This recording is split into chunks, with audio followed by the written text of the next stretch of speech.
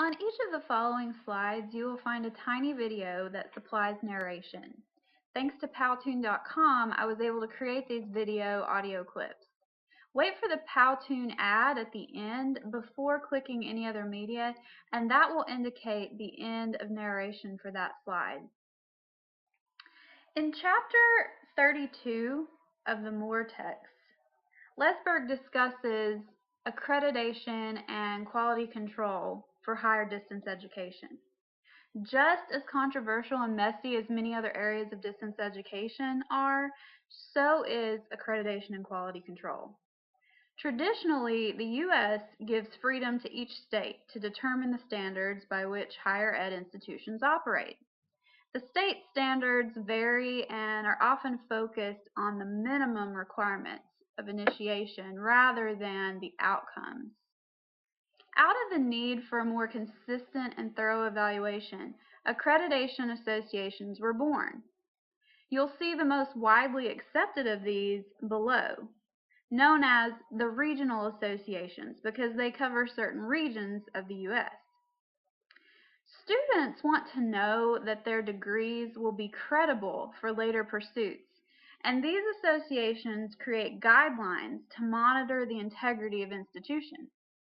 Distance education, however, creates challenges for a regional system. Over time, associations began to recognize satellite campuses, including international ones, under the same standards as that of the home campus. With distance ed, however, learning may happen in multiple places with neither the student nor the instructor on the home campus. Early skepticism over the quality of distance learning programs kept the associations from addressing them specifically. After the advent of the web, distance learning became a much more utilized mode of learning. Other groups formed as a result of the unmet needs of distance education quality control. The Distance Education and Training Council, or DETC, is one of those.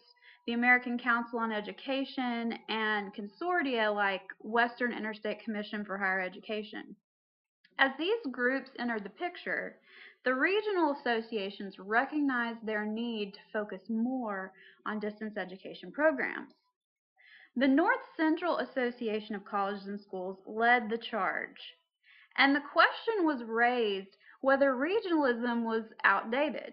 Should accreditation be unified or nationalized? Associations wanted to limit distance education institutions from shopping for the easiest accreditation. However, old beliefs on how schools are evaluated, most of which centered on the learning environment as much as the content, like availability of libraries, times and locations for learning, etc. These old beliefs had to be re-examined. Distance education is truly transforming fundamental views of learning. Eventually, a set of guidelines was agreed upon by each of the associations, in conjunction with the Council for Higher Education Accreditation, CHEA. Click on the blue map for more information on CHEA. Associations like the DETC are still not able to ensure that its students will have credentials recognized by employers or governments or be able to transfer credits internationally. Some regionals do not recognize the DETC.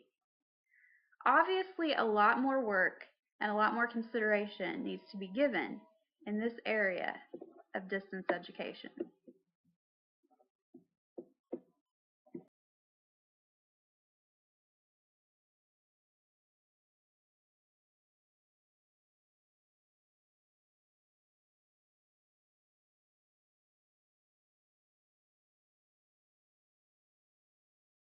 Created using Powtoon.